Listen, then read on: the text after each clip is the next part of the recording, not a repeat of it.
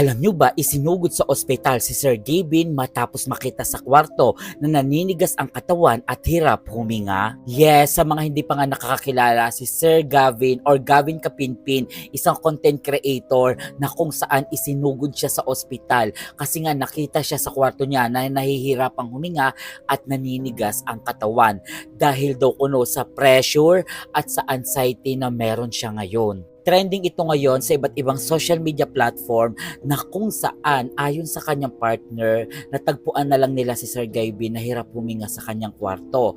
At paalala rin ito sa lahat, awareness na rin to na hindi lahat ng nakikita nila sa social media na nakangiti at masaya ay ganun din sa personal na buhay. Alam naman natin na si Sir Gavin or Gavin Kapinpin ay nag-umpisa from the scratch hanggang ngayon na naging successful na siya sa pagbablog, pagko-content creator.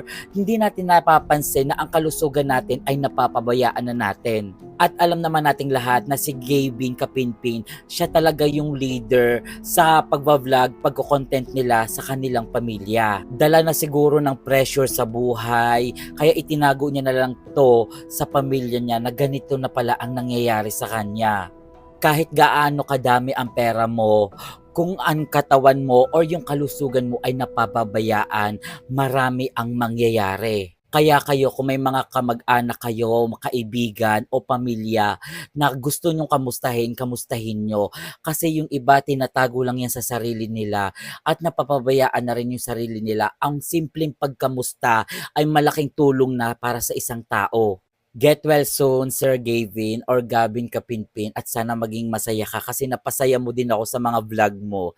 Guys, sana i-follow nyo rin ako sa second account ko.